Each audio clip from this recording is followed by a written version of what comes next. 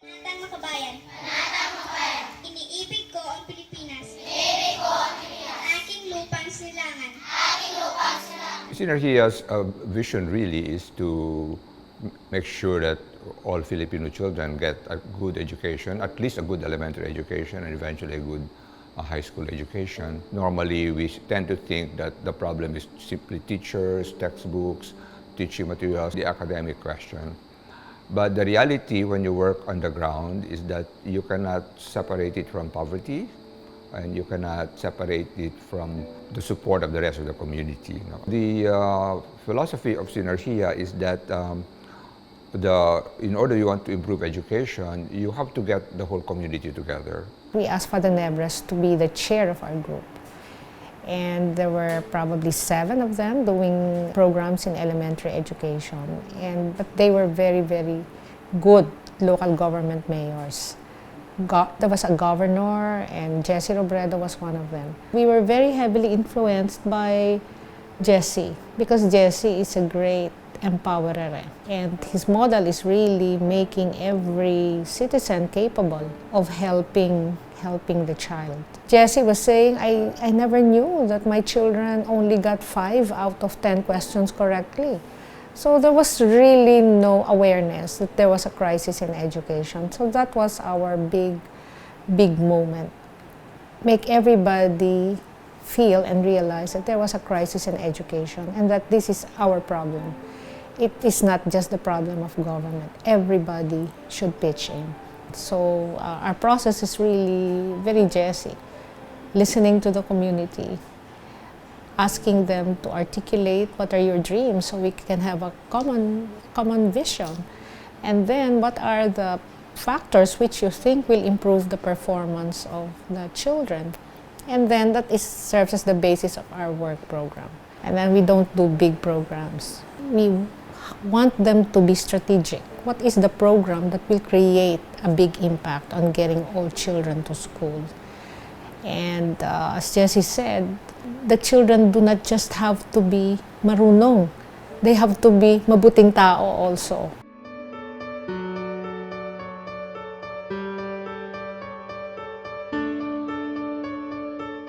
We work heavily with local governments, but at the same time, when you focus their attention on children, you also improve their governance style. So they become collaborative, they become more compassionate, they become more patient, and then they become more efficient. Sometimes government officials just think of artificial projects, scholarships, beauty contests, and then we influence them and we say, no, you have to look at it systemically because the needs of children are so diverse. And you have to answer their needs all at the same time. It has to be a systemic solution. I'm so proud we have, all the guys who started Synergeia. They're probably retired as governors and mayors, but they have served. They become our mentors and facilitators. The other thing is that what Synergeia does is we have regular gatherings of mayors, and they actually teach each other. Jesse Robredo did a lot of that. He was wonderful going around it, and he was very generous with his time, and he would go really to far-flung places in Mindanao to mentor mayors. So he was wonderful. We work with scale, plus we measure results. We will measure depending on how children are reading better, how they're behaving better, whether they're graduating from school. Well, certainly we're very happy that there has been improvement. It's not perfect, there's been improvement in many municipalities. But maybe the most important thing is that we have more and more mayors and principals and leaders who are really taking responsibility for the improvement of the education of their children. And they initiate, like Mayor Rex, whom you will meet in Valenzuela. He became very concerned about the number of non-readers in elementary schools, even at grade 3 or grade 4.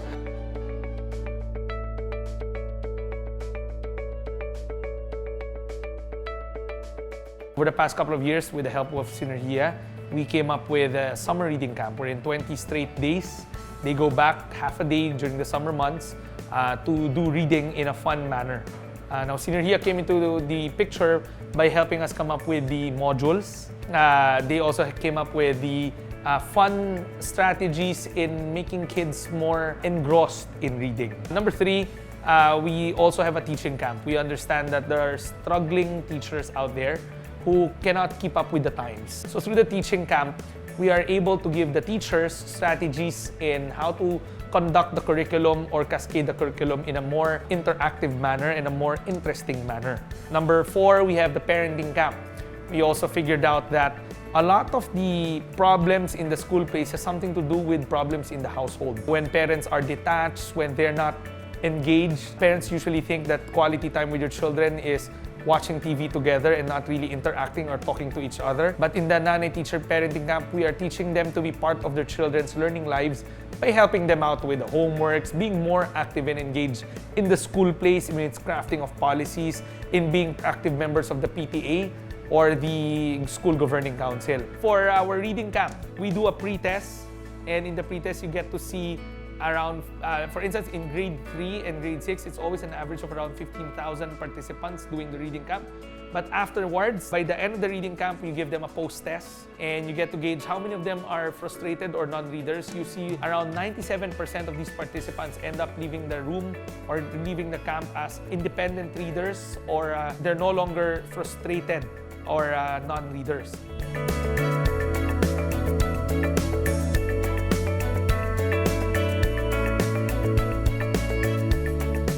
We work with more than 400 local governments, and I guess we work with about 5 million children. And our benchmark is enabling them to finish grade 6, to read very well. And in some local governments, they have really raised their participation rate to 85 to 88%. Education is very fundamental in terms of justice, in the sense of this person being able to get out of poverty and have a better life. Without it, he's lost, especially in today's world.